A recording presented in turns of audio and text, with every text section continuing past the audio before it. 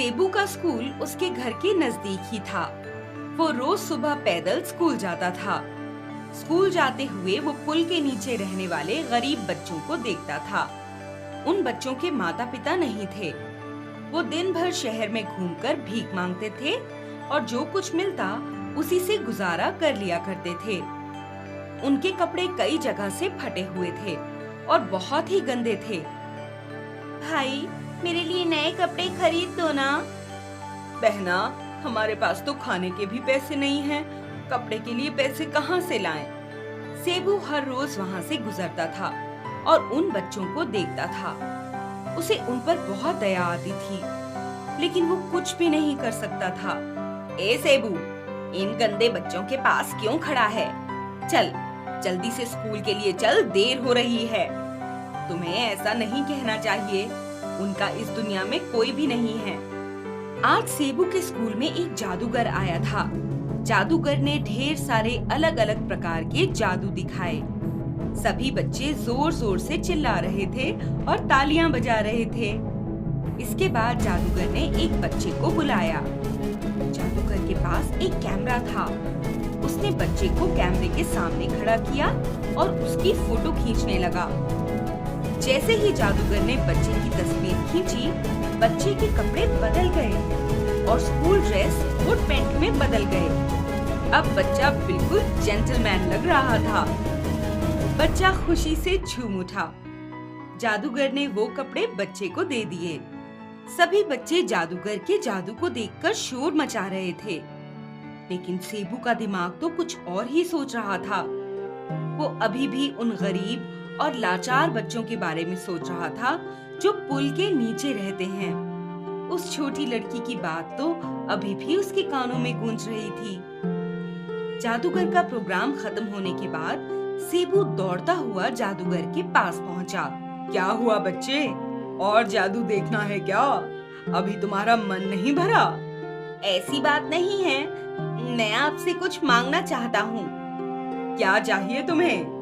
क्या आप मुझे वो कैमरा दे सकते हैं? मैं पुल के नीचे रहने वाले गरीब बच्चों को नए कपड़े देना चाहता हूँ। क्या तुम्हारा दिमाग खराब तो नहीं हो गया? तुम्हें पता भी है ये कैमरा मैं विदेश से लाया हूँ और ये बहुत महंगा है। मैं तुम्हें ये कैमरा बिल्कुल भी नहीं दूंगा। सेबू दुखी होकर वहाँ से चला जाता है। जादूगर की डांट के बाद उसे बुरा लग रहा था। स्कूल में आज उसका मन बिल्कुल भी नहीं लग रहा था।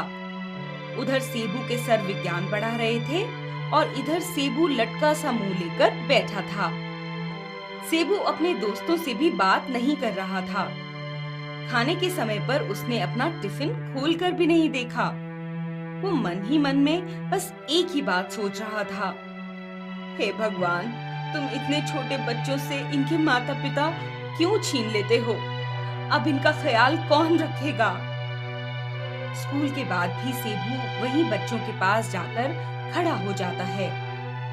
वो उन्हें रूखा सूखा खाना खाते हुए देख रहा था। थोड़ी देर के बाद वो अपने घर लौट आया। माँ, क्या आपके पास मेरे कुछ पुराने कपड़े रखे हैं? नहीं बेटा, वो सब कपड़े तो बेचकर मैंने घर का सामान खरीद लिया। अच्छा, तो फिर कोई बात नहीं। अगले दिन जब सेबू पुल के पास से निकल रहा था, तो उसने देखा कि सारे बच्चे नए नए कपड़े पहने हुए घूम रहे थे। उन्होंने एक से एक सुंदर और रंगीन कपड़े पहने हुए थे और वो बहुत खुश थे। सेबू सोच में पड़ गया कि इन सभी के पास ये कपड़े आए कहाँ से। तभी उसने पास खड़े जादूगर को देखा। जादूगर अपने जादुई कैमरे से एक एक करके उन बच्चों की फोटो खींच रहा था। सेबू दौड़ता हुआ जादूगर के पास गया। अरे बच्चे, तुम यहाँ? आपने इन सभी की मदद की, इसके लिए शुक्रिया। शुक्रिया? शुक्रिया किस बात का? शुक्रिया तो मुझे तुम्हें बोलना चाहिए। तुमने मुझे जादू का सही इस्तेमाल करना सिखाया। मेरे गुरु मुझे हमेशा कहा करते थे कि जादू दुनिया में खुशी फैलाने का जरिया है, लेकिन कल तुमने मुझे इसका असली मतलब समझा दिया। इतना कहते ही जादूगर ने अपना कैमरा सेबू की तरफ घुमाया और उसे भी जेंटलमैन बना दिया। जादूगर और सेबू दोनों ही मुस्कुरा रहे थे और साथ साथ मुस्कुरा रहे थे पुल के नीचे रहने वाले सभी बच्चे भी।